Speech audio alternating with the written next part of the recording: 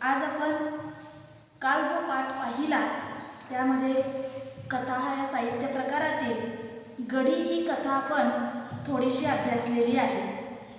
तर या कथेमध्ये आपल्याला ज्या काही गडीविषयी गोष्टी सांगितल्या, जसं की आपण पाहिलं गडी म्हणजे एक भक्कमपणा, गडी म्हणजे एक मजबूतपणा आणि एक छोटासा कोट असं देखील गडीला म्हटलेलं आहे। आणि आता आपण त्याचा पुढचा भाग अभ्यासणार आहोत। तर या गडी या कथेमध्ये असणारं प्रमुख पात्र जर कोण असेल तर ते आहेत बापू गुरुजी।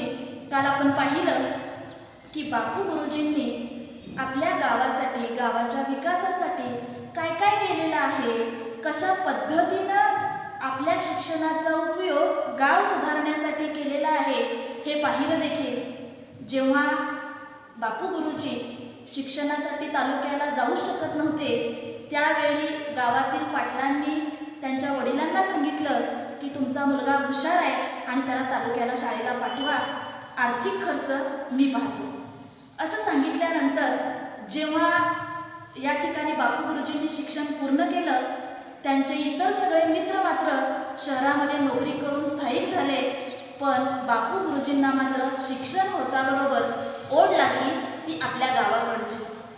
मग कशासाठी ते गावाकडे आले तर या ठिकाणी सगळे मित्र म्हणत होते काय पडले त्या गोष्टीमध्ये, गावात जाऊन तू काय करणार आहेस? त्यावेळी त्यांनी सांगितलं गाव सुधारला पाहिजे। बघा त्यावेळी त्यांचे मित्र काय म्हणतात, सुधरशील पण गाववाले तर सुधारले पाहिजे। बघा म्हणजे महत्वाचं आहे की तू सुधारायचा प्रयत्न करत आहेस, तू सांगत आहेस सगळं बरोबर आहे, पण तुझे गाववाले तर सुधारले पाहिजेत की, तू काय करणार आहेस अशा वेळी असं या ठिकाणी त्यांचे मित्र म्हणतात।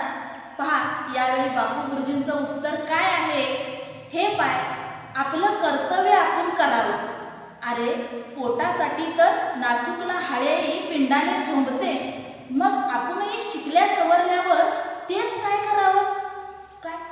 बघा काय म्हणणं आहे त्यांचं की एखादा क्षुद्र जीव देखील स्वतःच्या पोटासाठी धडपडत असतोय, तसं आपण तर शिकल्या सवरलेलं आहे, कोण सुधारायचं, कोण सुधारणार आहे, कोण सुधारणार नाही हा ज्याचा त्याचा प्रश्न आहे, पण आपलं कर्तव्य काय आहे, आपण आपल्या गावासाठी काहीतरी केलं पाहिजे, आपण सुधारलं पाहिजे आणि मग तेच करावं असा विचार बापू गुरुजींनी इथं केलेला आहे आणि आपल्यासमोर मांडलेला आहे। बापू गुरुजीनं कोणाचंच ऐकलं नाही, त्याईनं हरेक प्रकारे गावात शाळा उघडली आणि मास्तर म्हणून काम पाहणं सुरू केलं।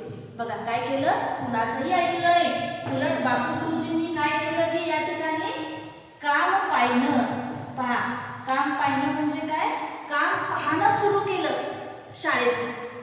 कारण त्यांनी स्वतः गावामध्ये शाळा नसल्यामुळे ज्या काही अडचणींना सामोरं जावं लागलं होतं किंवा त्यांना माहिती होतं समाज शिकला तर सुशिक्षित होतो, चांगलं वाईट योग्य अयोग्य सगळं काही त्याला समजतं आणि म्हणून गावामध्ये त्यांनी शिक्षकाची नोकरी स्वीकारली।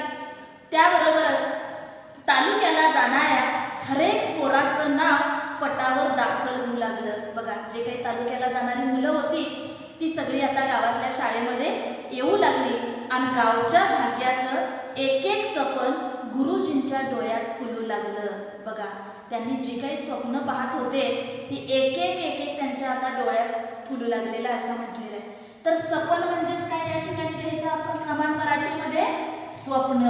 बघा अब्दुल कलामांनी पण सांगितले स्वप्न पाहिल्याशिवाय आपल्याला ध्येय साध्य करता येत नाही, आणि तसंच बापू गुरुजींनी स्वप्न पाहिलं की गावात शाळा काढायची, त्यांनी ती शाळा काढली, हळूहळू पटसंख्या वाढू लागली आणि मग त्यांना वाटू लागलं की आता आपल्या गावाचा विकास होणार, भाग्य उजळणार।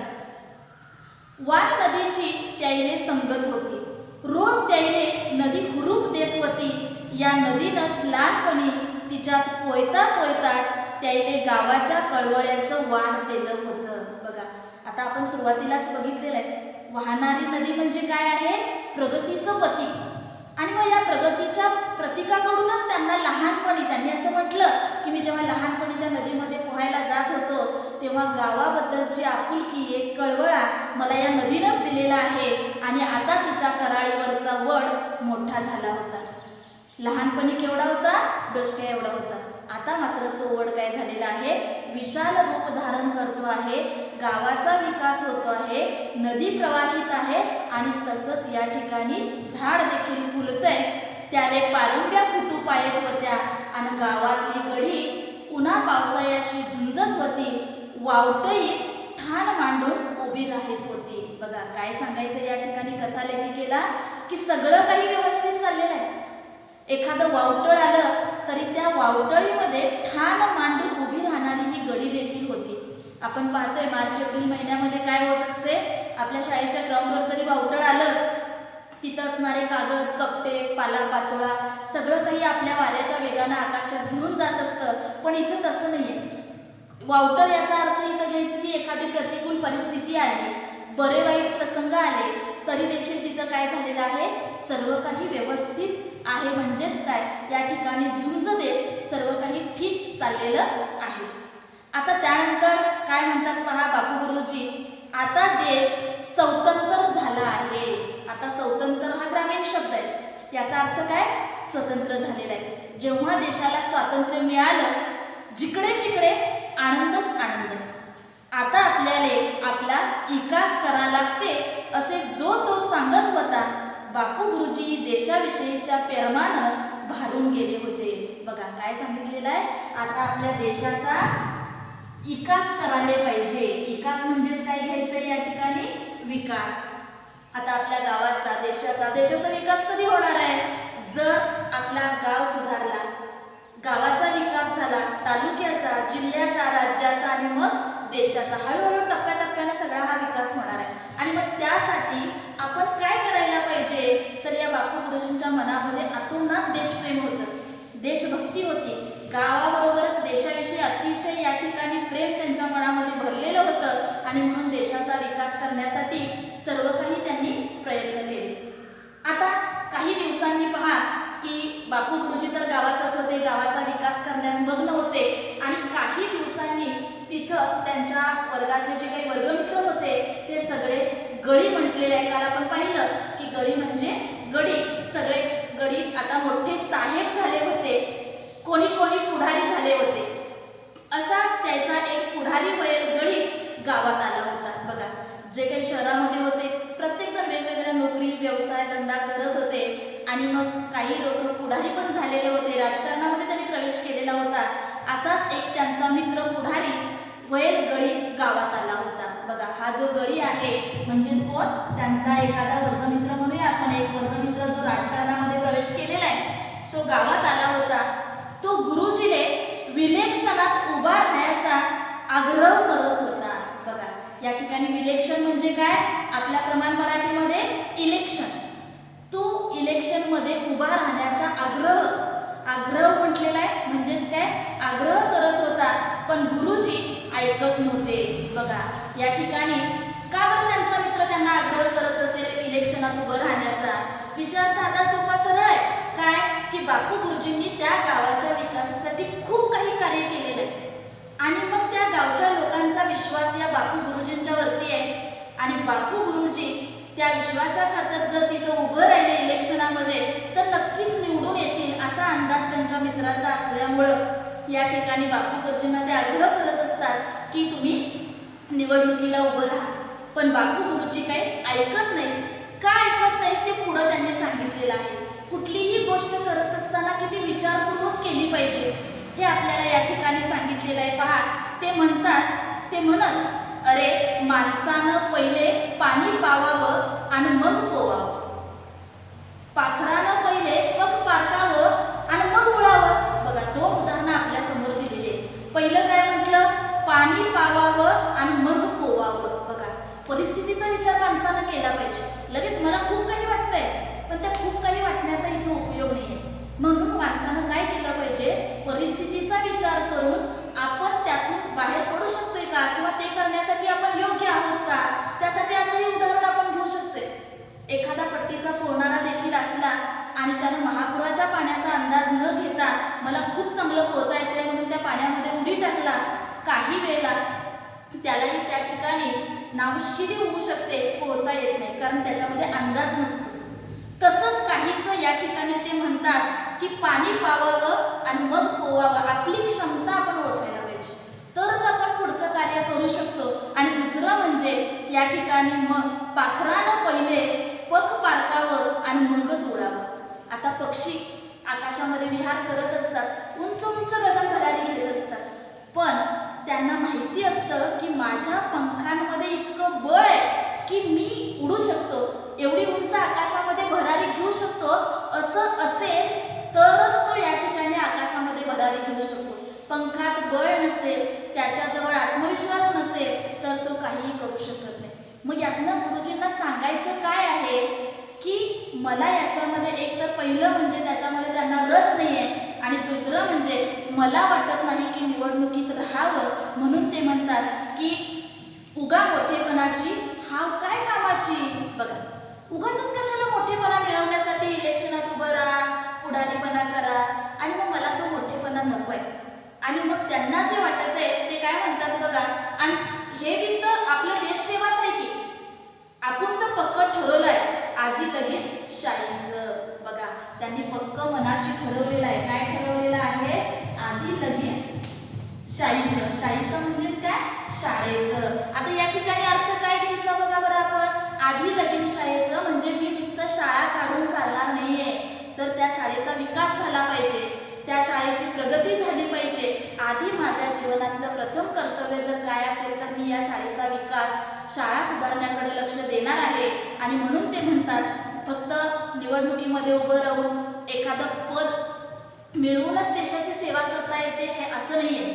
उलट मी जे काम करतोय ती देखील एक देशसेवाच आहे. त्यामुळं मला असं अजिबात वाटत नाही की या निवडणुकीमध्ये उभं राहावं आणि मला अजिबात त्याच्यामध्ये रस नाही, असं त्यांनी आपल्या मित्राला सांगून टाकलं बघा.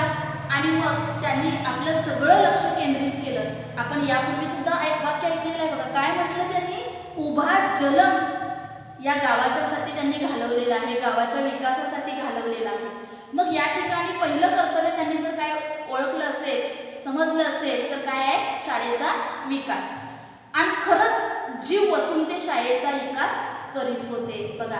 आता जीव वतून हा या ठिकाणी वाक्यप्रचार आहे. आता या वाक्यप्रचाराचा अर्थ काय आहे? अगदी मनापासून म्हणावं किंवा खूप कष्ट करून. नुसतं शाळा काढली तर चालणार नाही, तर शाळेचा विकास महत्वाचा आहे. जीव वतून ते कार्य करत होते, विकास म्हणजेच विकास करत होते. रात्री आणि दिवसा काही पाते आपले शाळेतच बघा. आता या ठिकाणी कै पा म्हटलेलं बघा. कै पा म्हणजेच कधी पा. बापू गुरुजींना कुठं जर शोधायचं असेल तर ते शाळेतच भेटते. सकाळी, रात्री, दुपारी, कधीही पहा. ते पाहिलं की त्यांना शाळेतच भेटणार ते आपल्याला. त्याची लक्ष्मीचं ते त्याची वाट पाहू पाहू थकून जाईल बघा. या ठिकाणी त्यांची जी लक्ष्मी आहे म्हणजे त्यांच्या पत्नीचं नाव लक्ष्मी, आणि ती वाट पाहू पाहू म्हटलेलं आहे. पाहू पाहू म्हणजे काय? पाहून पाहून थकायचे. कारण कधी बघल तेव्हा या ठिकाणी बापू गुरुजी कुठं असणार? शाळेतच. आणि सेल्या शेवटी शाळेतच त्याईले शिदोरी धाडून दे आणि आपण जियाने बसते बघा. वाट पाहणार लक्ष्मी खूप वेळ, आणि त्यांना वाटणार की आता काही हे बापू गुरुजी घरी येणार नाहीये, आणि म्हणून काय करणार की असलेलं जे काही जेवणाची शिदोरी असेल ती धाडून दे, म्हणजे पाठवून दे किंवा धाडून दे असा अर्थ या ठिकाणी घेऊया आपण. आणि ती शाळेतच पाठवायची आणि मगच आपण जेवायला बसायचे. अशा रात दिवसाच्या मेहनतीनं चौथी लोक असणारी शाळा आता सातवी लोक झाली होती बघा. आता या ठिकाणी चौथी लोक म्हणजे चौथी पर्यंत असणारी शाळा सातवी पर्यंत झाली होती. या सगळ्याच्या पाठीमागं कष्ट कुणाचे होते? बापू गुरुजींचे. कारण बापू गुरुजींनी विकास केला. आणि आता मात्र सारे मास्तरही गुरुजी बरोबर रात्री बेरात्री शाळेतच दिसत होते बघा. रात्र बेरात्र कधी गरज वाटेल तेव्हा, कधी गरज पडेल तेव्हा. नुसतंच गुरुजी नव्हतं, नुसतं एकट्यानं कुठलंही काम होत नाही. आता शाळेचा विकास करायचा म्हटलं तर एका शिक्षकामुळे होणार नाही. त्यासाठी शाळेतला सर्व घटक महत्त्वाचे आहे. जसं शिक्षक महत्त्वाचे तसं विद्यार्थी पण महत्त्वाचे. आणि तसंच शिक्षकांबरोबर एकानं होणार नाही, तर सगळ्या स्टाफने एकत्र येऊन त्याची प्रगती करणं गरजेचं आहे. आणि तसंच आता त्यांना साथ तिथं असणाऱ्या इतर शिक्षकांनी पण दिली. वाण नदीले कधी मधी येणारा पूर आता पटावरल्या आकड्याइले आला होता. नदीच्या कराळीवरल्या वडाले पारंब्या फुटल्या होत्या आणि गडी गावामध्ये शानानं उभी होती. बघा, सर्व काही व्यवस्थित चाललेलं होतं आणि आता ही जी गडी आहे ती सुद्धा गावामध्ये अतिशय शानानं म्हणजेच काय अतिशय अभिमानानं ती गडी देखील तिथे उभी होती. सर्व काही चांगलं चाललेलं आहे. सुरुवातीला आपण बघितलं की या कथेमध्ये असणारं छोटंसं गाव, त्या गावाची वैशिष्ट्य काय काय सांगितली बरं. पहिलं वैशिष्ट्य सांगितलं काळीशार माती आहे, दुसरं लोण्यावानी मऊ आहे आणि तिसरं म्हणजे भरपूर धान्य पिकतंय. म्हणजे थोडंसं का होईना त्या गावामध्ये सर्व लोक सुखी आहेत. आता तर गावामध्ये शाळा पण निघालेली आहे आणि बापू गुरुजी खास करून त्या शाळेसाठी प्रयत्न करत आहेत. त्यामुळं गावाचा विकास हा निश्चित आहे.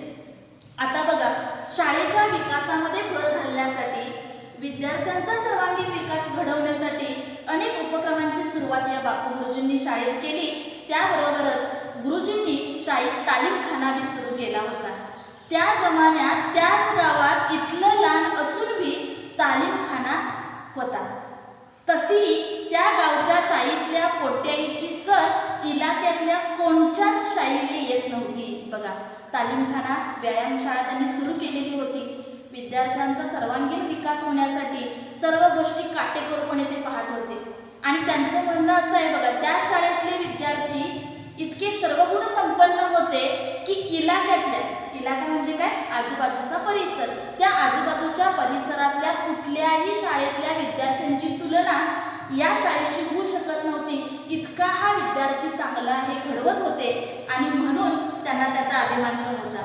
आणि भक्कमच ढाली कपशाही जिथून आणले होते त्यानं चहूकडे त्यांची शाळा गाजत होती. बघा, नुसतं नाव असून चालत नाही, तर त्या शाळेतला विद्यार्थी, त्या शाळेचे असणारे उपक्रम, त्या शाळेची असणारी गुणवत्ता चांगली असेल तरच संपूर्ण परिसरामध्ये काय होत असतो, त्या शाळेचा नावलौकिक वाढत असतो. आणि त्या पद्धतीनं या शाळेचा नावलौकिक बापू गुरुजींनी सर्व परिसरामध्ये आता दुमदुम लावलेला होता. का? कारण त्यांच्या शाळेचं नावलौकिक सर्वत्र झालेला होता. आता पहा, गाव म्हटलं की सगळ्या गोष्टी आल्या. जसं की म्हणतो आपण, हाताची पाची बोटं काय समान नसतात. कुणाला चांगलं वाटत असतं, कुणाला वाईट वाटत असतं, कुणाला वाटत असतं गावाचा विकास व्हावा, कुणाला वाटत असतं नाही आहे ती प्रतिकूल परिस्थिती चांगली आहे. आणि काही जण याच परिस्थितीचा फायदा घेऊन स्वतःचा स्वार्थ साधण्यापाठीमागं पण ती लोक असतात. आता तसंच या गावातली काही उचापती माणसे, बघा, उचापती माणसं देखील या ठिकाणी आहेत. आता उचापती म्हणजे विनाकारण नको त्या गोष्टी उकरून काढायचं किंवा विनाकारण त्यामध्ये जे काही सुरळीत चाललेलं आहे त्याच्यामध्ये विघ्न आणायचं कामं करणारी जी लोक असतात आणि प्रत्येक गावात असतात. आता असं म्हणायचं कारण नाही की बाबा ती फक्त गावातच असतात. गावात, शहरात कुठंही बघितलात तर अशी माणसं, कारण काही माणसांच्या प्रवृत्तीच त्या असतात. आता बऱ्याच वेळेला आपण पाहतो, काही वेळेला शहरामध्ये काही वाद होत असतात, दंगली उसळत असतात. अशा वेळी ही उचापती माणसं त्यांचं जिकडं चाललेलं ते चालू दे आणि मग त्या ठिकाणी दुकानामध्ये दुकान फोडलेलं असते किंवा तिथे असणाऱ्या वस्तूंची हाणाहाण केलेली असते. हे आपण प्रत्यक्षरित्या काही वेळेला पाहत असतो. मग अशीच माणसं याही गावामध्ये आहेत, कारण या गावातल्या लोकांना, उचापती माणसांना ते पावत नव्हतं. बघा, आता या ठिकाणी पावत याचा अर्थ काय घ्यायचा आहे, पाहत नव्हतं. बघा, सगळ्यात चांगलं चाललेलं आहे ते पाहत पण नाही बऱ्याच लोकांना. आणि मग बापू गुरुजी तर स्वतःचं घरदार सोडून स्वतःचा विचार कधीच केला नाही. इतका शिकलेला माणूस, पण तो काय करतोय, शाळेच्या विकासासाठी, शाळेच्या प्रगतीसाठी झटतो आहे हे पाहत नव्हतं. आणि मग या लोकांची वृत्ती कशी असते बघा, अशी जी लोक असतात की उचापती लोक, मले पा आणि फुलं वहा. बघा, काय म्हणतात ती, मले पा आणि फुलं वहा. म्हणजेच काय, अशी वृत्ती असते त्या लोकांची की फक्त मलाच चांगलं म्हणायचं, दुसरं कुणीही या ठिकाणी चांगलं नाही. बघा, अशी वृत्ती असणारी लोक असतात. फक्त मलाच चांगलं म्हणायचं, दुसऱ्याचा विचार या ठिकाणी त्यांनी केलेलाच नसतो. आणि मग त्या ठिकाणी काय म्हणतात पहा, की त्यांचं धोरण होतं, नाही काही साधलं तर निदान जळतळपणा करायला काय घोर आहे. बघा, जळफळाट करायला काय घोर आहे. बरं, बाकीच्या सगळ्या गोष्टी जर त्या ठिकाणी विसरल्या, सोडून दिल्या, पण जळफळाट करायला काय हरकत आहे, असंही त्यांचं म्हणणं तिथं होतं. आणि काही नाही साधलं तर निदान आपण तेवढं तरी करू, खुटे गाळ, खुटे उपळ, हे त्यांचे धंदे सुरू होते. बघा, उगाच विनाकारण नको त्या गोष्टीची चर्चा करायचं, नको त्या गोष्टीवरती जास्त विचार विमर्श करायचा आणि वादग्रस्त वातावरण कसं बनेल हे ठरवलेलं त्यांनी होतं. गुरुजीनं काही केलं का त्याला विरोध करायचाच, मग ते गोष्ट कितीही साजरी असे ना हेच त्यांना ठरवलं होतं. बघा, काही गावातली लोक अशी पण असतात, चांगलं कोण काय सांगायला गेलं, चांगलं कोण काय करायला गेलं तर आधी त्याच्यामध्ये ज्या काही ड्रॉबॅक्स आहेत म्हणूया आपण, ज्या काही चुकीच्या गोष्टी आहेत त्याच काढायच्या आधी, आणि मग त्या ठिकाणी एखादी व्यक्ती जर चांगलं करत असेल तर त्याला विरोध करायचं काम अशी लोक करत असतात. आणि त्या गावात पण नेमकं असंच घडत असतं. बापू गुरुजी त्या गावाच्या विकासासाठी सतत प्रयत्न करत असतात आणि ही लोक मात्र काय करायचं, काही केलं तर त्याला प्रत्यक्षात या ठिकाणी विरोध करायचाच असं ठरवलेलंच असतं. आणि मग ती गोष्ट कितीही साजरी का असेना, बघा आता या ठिकाणी साजरी म्हणजेच चांगली, किती का चांगली असेना पण आपण त्या गोष्टीला विरोध करायचाच असं त्यांनी ठरवलं होतं. पण हळ्याच्या सर्पानं माणसं मरत नसतात. गुरुजीनेही चांगल्या गुरुजीचा मान भेटला आणि गुरुजींच्या कष्टाचं सरकारनं चीज केलं. बघा काय झालं की हळ्याच्या सर्पानं माणसं मरत नसतात. आपल्याकडं काय म्हण आहे, कावळ्याच्या शापानं गाय मरत नाही. कुणी शाप दिला म्हणून काय कुणाचं वाकडं करता येत नाही. तसं इथं काय म्हटलं की एखाद्या क्षुद्र गवताच्या पात्यानं, हळ्याच्या सर्पानं म्हणजे काय, सर्पानं म्हणजे शापानं, हळ्याच्या म्हणजे गवताच्या शापानं या ठिकाणी माणसं मरत नसतात. कुणी शाप दिला म्हणून कोणाचंही वाईट या ठिकाणी घडत नसतं. आणि त्यावेळी काय झालं की या गुरुजींना या ठिकाणी चांगल्या गुरुजींचा मान भेटला. चांगले गुरुजी म्हणजे काय, आदर्श गुरुजी. बघा आदर्श शिक्षक म्हणूया आपण, आणि आदर्श शिक्षकाचा मान इथं भेटलेला आहे. बघा आजवर त्यांनी त्या शाळेसाठी जे काही कार्य केलं त्यानुसार त्यांना आदर्श शिक्षकाचा मान भेटलेला आहे आणि सरकारनं त्यांच्या कष्टाचं चीज केलं असं म्हटलं. त्या बाबतीत सत्कारात भेटलेल्या पैशाचं त्यानं गावात वाचनालय सुरू केलं. बघा या ठिकाणी या गुरुजींचे विचार किती चांगले. त्यांना सत्कारात जी काही आर्थिक रक्कम मिळाली त्या रकमेतून गावात वाचनालय सुरू केलं. भोवतालच्या खेड्यापाड्यातल्यांसाठी गावातच लहानसं बोर्डिंग चालू केलं. बघा या ठिकाणी वाचनालय सुरुवात केलं आणि खेड्यापाड्यातल्या आजूबाजूच्या परिसरातल्या मुलांना ये जा करावं लागायचं. त्यावेळी तर वाहतुकीची साधनं नव्हतीच. खेडेगाव अगदी कच्चे रस्ते, खूप प्रतिकूल परिस्थितीत विद्यार्थ्यांना शाळेत यावं लागायचं. आणि म्हणून त्यांनी काय केलं बघा, त्या वक्ती एक बोर्डिंग चालू केलं म्हणजेच वसतिगृह चालू केलं आणि सरकारच्या पैशाचं चीज केलं. या ठिकाणी चीज करणं म्हणजे दिलेल्या पैशाचा उपयोग त्यांनी चांगल्या कामासाठी केला. येणेकरून ती मिळालेली रक्कम विद्यार्थ्यांच्या सत्कारने लागावी हाच विचार केला. आणि मग एक खळकुई त्यानं स्वतःसाठी खर्चली नाही. बघा एक खळकुई असं म्हटलेलं आहे. खळकुई म्हणजेच एखादी कवडी देखील स्वतःसाठी काय केलेली नाही, त्याची खर्च आपल्या आता मला ही आर्थिक रक्कम मिळालेली आहे, मला आदर्श पुरस्कार मिळालेला आहे हा विचार त्यांनी कधीच केला नाही. उलट काय केलं की माझ्यासाठी जी रक्कम मिळालेली आहे, आदर्श शिक्षक म्हणून जो पुरस्कार मिळालेला आहे ती रक्कम मी या मुलांसाठी खर्च केली आणि त्या पैशाचा उपयोग सत्कारणी केला, स्वतःसाठी खर्चला नाही. उलट बोर्डिंगाच्या दर सालच्या खर्चाचं वजन त्याच्या अंगावर पडलं. पण गायीचे शिंग गायीला भारी नसतातच. बघा या ठिकाणी काय म्हटलेलं आहे की त्यांनी बोर्डिंग या पैशातनं चालू केलं, बरोबर आहे, पण ते 1 वर्षाचं झालं. बोर्डिंग चालवायचं म्हटलं तर वर्षानुवर्षाचा हा जो चाललेला खर्च आहे किंवा वार्षिक लागणारा जो खर्च आहे तो कुठून करायचा.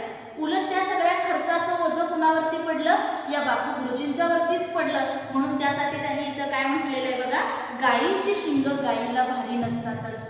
बऱ्याच वेळेला आपण पाहतो की एखाद्या गायीची शिंग खूप मोठी असतात, पण असं म्हटलेलं असते बघा आपलं स्वतःचं ओझं आपल्याला अजिबात असत नाही, कारण ते स्वतःसाठी करतोय आपण आणि स्वतःचं म्हणून करत असतो.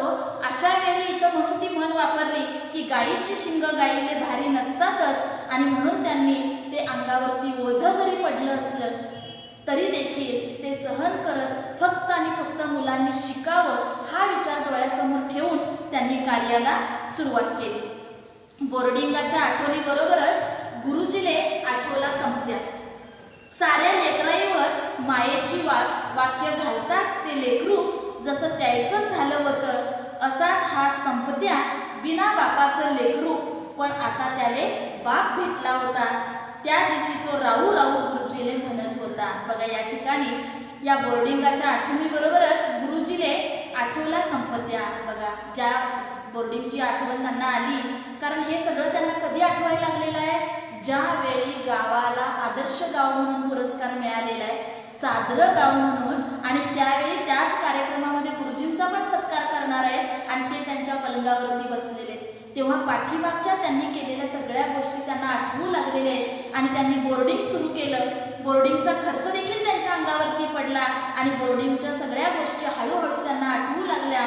त्याचबरोबर त्यांना आठवला म्हणजेच काय, आठवला संपती म्हणजे संपत नावाचा मुलगा, की साऱ्या लेकरावर मायेची पाखर घालता घालता जणू काही हा संपती बिनबापाचा लेकरू असल्यामुळं अगदी या बापू गुरुजींच्या जवळचा बनलेला होता, मानलेला मुलगाच म्हणूया आपण, त्याने बाप भेटला होता. अगदी बापाच्या मायेनं या संपत्तीची काळजी इथं हे बापू गुरुजी घेत होते. आता पुढं काय होणार आहे या कथेमध्ये आपण ते पुढील तासाला अभ्यास